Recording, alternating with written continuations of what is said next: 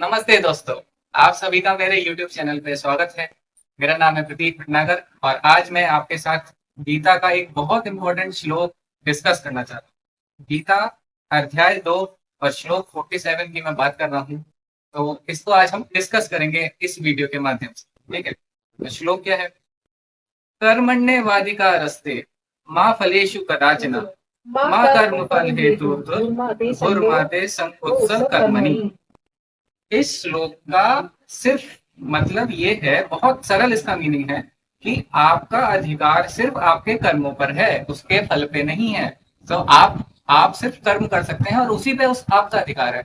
और जो आपके कर्म का फल मिलेगा उस पे आपका बिल्कुल भी अधिकार नहीं है। तो आपका जो भी मोटिवेशन होना चाहिए अपने कर्मों के प्रति, वो कभी भी मोटिवेशन उस फल से नहीं आना चाहिए कि मैं ऐसा कर दूंगा तो मुझे ये फल मिल जाएगा तो इसलिए मैं ये कर्म करूं। तो ये कभी भी आपके दिमाग में ऐसा नहीं होना चाहिए, क्योंकि आपका अधिकार सिर्फ आपके कर्मों पर है।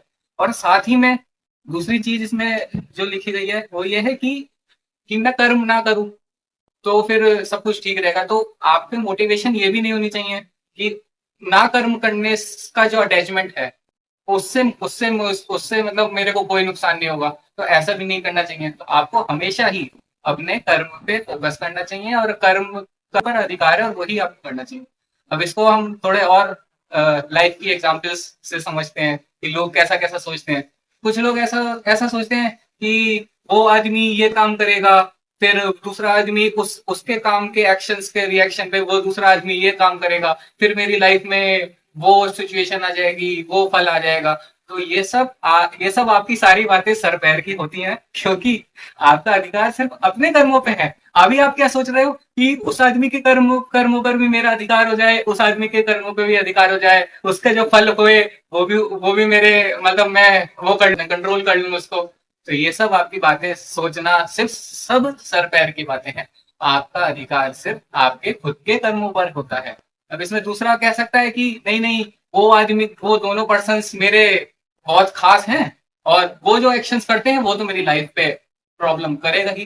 तो मैं आपको एक रामायण का किस्सा इसमें आपको सुनाता हूँ। रामायण के किस्से में श्री राम जी का राज्याभिषेक हो गया था। अनाउंसमेंट हो गई थी कि श्री राम कल राजा बनेंगे। ठीक है, ये अनाउंसमेंट हो गई और रात में ही क्या डिसीजन हुआ, केकई ने जो राजा थे उनसे वो मांग लिए, अपने दो दो वरदान मांग लिए। और वो राजधर्म था तो वो मना भी नहीं कर पाए। तो अब आप श्री राम की मेंटेलिटी सोचिए कि वो सोच रहे थे कि कल अगले दिन मैं राजा बनूंगा, लेकिन उनको क्या पता चलता है कि उनको राजा नहीं बनाया जाएगा और उनको 14 साल वनवास दिया जाएगा। तो ये सब अगर मान लीजिए कि उनके उनके एक्शंस से आपकी लाइफ पे इफेक्ट पड़ा, तो इसमें इसमें तो श्री राम भी कुछ नहीं कर पाए। उनकी लाइफ पे इफेक्ट पड़ा तो आप तो फिर भी इंसान है। तो आप भी दूसरों के एक्शंस को कंट्रोल नहीं कर सकते। इस बात से ये समझ में आता है हमें। ठीक है, तो अब श्री राम ने क्या करा? श्री राम ने देखा अच्छा ठीक है कि मेरे सामने बहुत डिफिकल्ट सिचुएशन आ गई है, अब मुझे क्या करना चाहिए। तो उन्होंने देखा कि धर्म की राह क्या है, पुत्र धर्म क्या कहता है। पुत्र धर्म उस वक्त उनसे कहता था कि अपने पिता की आज्ञा मानो, चाहे वो 14 साल वनवास की हो। तो उन्होंने पुत्र धर्म निभाया। उन्होंने कहा ठीक है मेरी लाइफ में ये सिचुएशन आ गई है, लेकिन मैं फिर भी धर्म की राह पे चलूंगा और मैं एक्सेप्ट करता हूँ अपने लाइफ की सिचुएशन और मैं अपना कर्म कंटिन्यू करूंगा। अब आप इसी चीज से एक और आपको मैं एग्जांपल दे सकता हूँ। अर्जुन बहुत ज्यादा परेशान हो गए थे।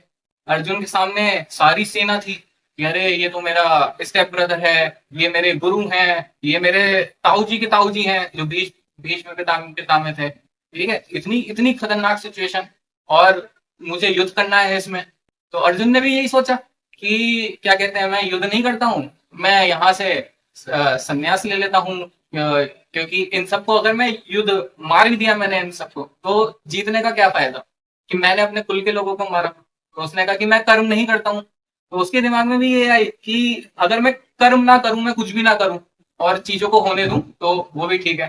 तब उसने श्री कृष्ण ने इसी लाइन में उसको बता दिया कि तुम्हें कर्म तो करना ही है और तुम्हारा जो मोटिवेशन होना चाहिए वो इस चीज से बिल्कुल नहीं होना चाहिए कि अगर मैं कर्म ना करूं तो तुम्हें क्या होगा। क्योंकि अगर अर्जुन उस वक्त कर्म नहीं करता तो आज फिर महाभारत की सिचुएशन ही कुछ होती और आज मतलब जो भी सिचुएशन होती वो हमें पता नहीं क्या होती। तो हमेशा कंक्लूजन इस चीज का ये है कि आपको हमेशा अपने कर्म पे ध्यान देना चाहिए, धर्म की राह के हिसाब से आप अपना कर्म करें, और कर्म जरूर करें, क्योंकि ना कर्म करना भी गलत है, ये चीज भी आप ध्यान रखना। आपको धर्म की राह पे चलते चलते आपको अपने कर्म करना है, क्योंकि उसी पे आपका अधिकार है, आपका फल पे अधिकार बिल्कुल भी नहीं। तो ये इस वीडियो से मैं आपको ये श्लोक समझाना चाहता था। और आपको अगर ये वीडियो अच्छी लगी हो तो आप प्लीज इसे लाइक करें, शेयर करें, और ऐसी और वीडियोस के लिए मेरे को सब्सक्राइब करें। आप कमेंट्स में अपने फीडबैक दे सकते हैं, और आप मेरे को कांटेक्ट कर सकते हैं अगर आपको एस्ट्रोलॉजी से रिगार्डिंग कुछ भी आप जानना है। हरे कृष्ण।